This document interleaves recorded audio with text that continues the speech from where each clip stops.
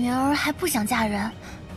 如果你师父是奸细，谭云能让您和爷爷如此器重，杀！是不是把女儿往火坑里推？谭云有个叫穆梦忆的未婚，击杀5名炼魂境9重的对。您别再逼女儿了。你说，你还要嫁给谁？这4个圣阶，任何势力都……明日，魏氏就帮你出。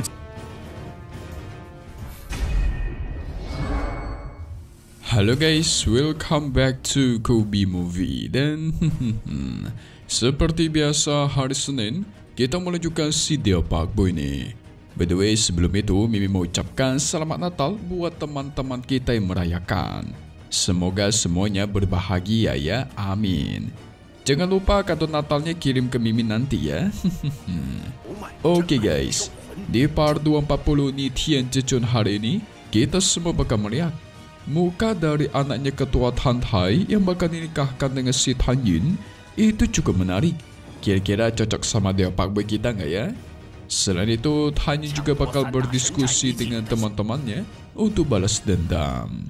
So maka dari itu kita review sedikit dulu buat part kemarin, di mana kita semua sudah melihat Deo Pakboy memenangkan pertarungan dan menjadi pusat perhatian para tetua. Bahkan si Lui semakin dendam kepada dirinya guys. Tetapi kemarin kita sudah mendapatkan banyak informasi penting dari si ketua sekte alias ketua Tan Tai, di mana katanya ada banyak tetua dari gerbang suci dan gerbang dalam yang memiliki potensi sebagai mata-mata guys. Dengan alasan identitas mereka yang sama sekali tidak jelas, itu membuat ketua Tan Tai auto murka. Bisa-bisanya ada banyak orang tidak jelas seperti itu di sekte mereka. Jadi semuanya pun harus diselidiki. Selain itu, ayahnya ketua Tan Tai ingin agar cucunya menikah secepatnya dengan si Tan Yun. Si kakek sudah memberikan restu setelah melihat kemampuan Tan Yun yang luar biasa. Apalagi katanya strategi kota yang sedang dijalankan semuanya berasal dari Tan Yun. Makin jatuh hatilah si ayah ya kan? Lantas gimanakah kelanjutannya? So langsung saja kita masuk ke intro ya guys. Hehehe. 带他，他绝不会背叛我。也无需留他。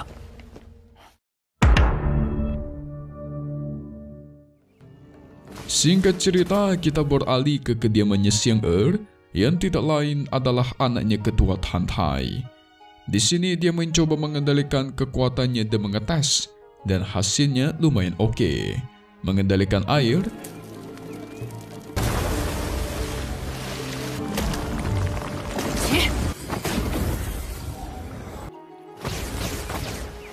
tetapi dirinya kesal bukan main karena gurunya mengurungnya di sini begitu lama. Dalam artian menyuruh dia mengasingkan diri dengan sangat lama guys. Sebenarnya Xian ini pernah muncul ketika Tan Yun mengikuti pelelangan melawan para ketua divisi gerbang dalam. Waktu itu ada dia guys. Tapi nggak lama dari itu muncullah si ayah alias ketua Tan Tai, dan sang ayah sempat bingung. Kenapa anaknya mengenakan pakaian pria coba? Iya juga ya, dia menggunakan pakaian cowok guys. Tujuannya demi menyamarkan identitasnya. Dia juga mau ayahnya memanggil dirinya sebagai Tan Tai, bukan Xiang lagi. Ya namanya ayah cuma bisa menuruti aja kan. Gurunya Xiang adalah seorang ketua divisi jiwa suci di gerbang peri. Dan sampai sekarang sang guru masih tidak tahu kalau Xian ini sebenarnya seorang wanita guys. Wah jago juga dia nyamarnya nih. Kalau orang-orang tidak tahu dia itu seorang wanita, otomatis semua orang juga nggak curiga kalau dia ini anaknya ketua Tan Tai. Secara yang orang-orang tahu, anaknya ketua Tan Tai itu adalah seorang wanita guys.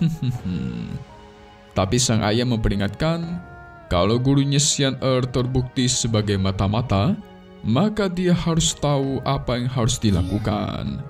Yes, tentu saja Xian mengerti. Selain itu, si ayah ingin tahu apakah ada orang yang dia sukai. Untuk sekarang sih belum ada ya. 爹， Kebetulan 你怎么突然说 ayahnya 起这个？ ingin memperkenalkan seorang pria yang pantas buat 你现在 anaknya. 可有心 Dan 仪 pria 之 ini lebih tua pula. Namanya adalah Tan Yun. Sehingga sang ayah berencana mencarikan hari yang pas untuk menyiapkan pernikahan mereka berdua secepatnya. Wah, wah, wah. Buru-buru banget nih. Membuat Xiang kebingungan dong. 暂时 Si 没有。 kakek juga sudah melihat si Tan Yun. Dan dirinya setuju ingin menjadikan Tan Yun sebagai cucu ipar. 只是 Sehingga Xian Tan Yun kan sudah meninggal ya. Tentu saja belum dong. Karena kemarin dia itu sudah kembali. Sebenarnya Xian masih belum ingin menikah. Dia masih belum setuju ingin menikah dengan Tan Yun. Walaupun si kakek sudah begitu merestui, tapi tetap aja. Ini merupakan tindakan yang sangat sulit buat diputuskan. Tapi sang ayah tetap memaksa guys. 女儿还不想嫁人，谭云能让您和爷爷如此器重， Dalam waktu 1 tahun, mereka sudah harus menikah.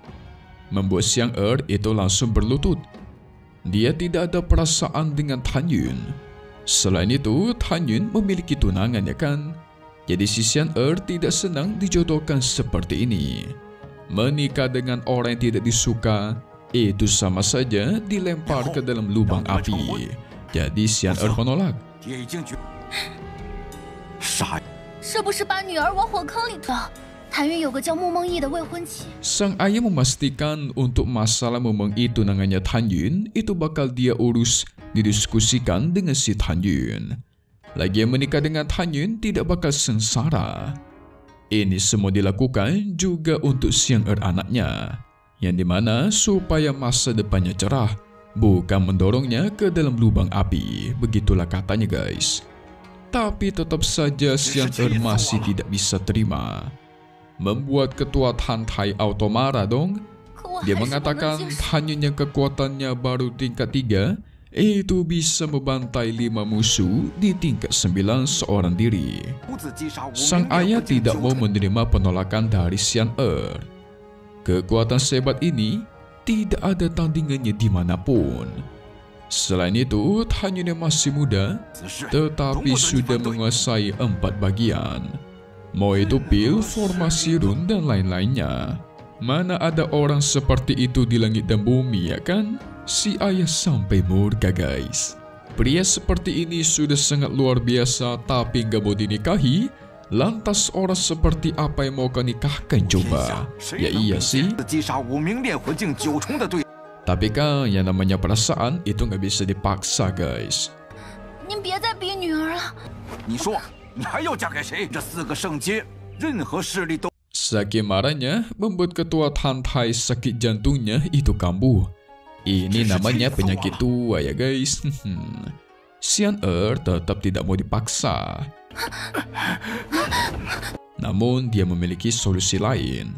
Cukup pertemukan dirinya dengan Tan Yun 1 hari. Jikalau memang Tan Yun semenarik itu, maka Xian juga nggak bakal menolak menikahi si Tan Yun dan mengikuti apa kata sang ayah. Sekitar 8 bulan dari sekarang bakal ada yang namanya upacara alkemis di divisi pil gerbang peri. Jadi dia ingin agar si Xian keluar melihat upacara tersebut sekaligus berkenalan dengan si Tan Yun. Ya, itulah keputusan terbaik untuk sekarang. Singkat cerita, kita beralih kepada si Tan Yun. Dia dipertemukan dengan 2 murid yang bernama Yang Chong dan Liu Yi. Mereka berdua adalah alkemis tingkat tinggi yang nantinya bakal mengikuti kompetisi atau upacara alkemis besok. Mereka pun berkenalan di tempat. Tidak lama dari itu, Shen Suping pun muncul. Tapi sepertinya ada yang tidak beres dengan Shen Suping. Seakan-akan dia lemah sekali. Ternyata dirinya sehabis mempelajari beberapa metode alkemis. Jadi tidak heran lelah sekali. Shen Suping sudah memutuskan saat upacara nanti, dia bakal menyerah dari persaingan antar tetua. Dia juga tidak ingin agar para muridnya mengalami banyak beban yang memusingkan. Dalam hatinya hanya mengatakan, tenang saja muridku, besok kau akan kunaikkan derajatnya. 明日，魏师就帮你出。Mantap. Setelah itu mereka disuruh ke taman bahan obat untuk mengumpulkan bahan-bahan yang dibutuhkan dalam kompetisi besok. Singkat cerita, Tan Yun dan lainnya pun sudah sampai ke taman obat. Tetapi di sana dia sempat melihat tempat si Song Hong meninggoy. Jadi Tan Yun teringat dan merasa sedih, guys.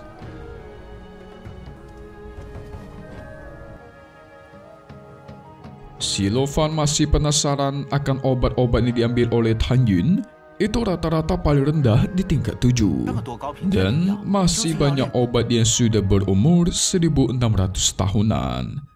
Tan Yun mengambil begitu banyak bahan obat. Kira-kira pil macam apa yang bakal dia buat coba? Tentu saja itu masih rahasia. Tan Yun gak bakal mengungkapkannya sekarang juga. Yang pasti ya minimal tingkatannya tingkat langit lah.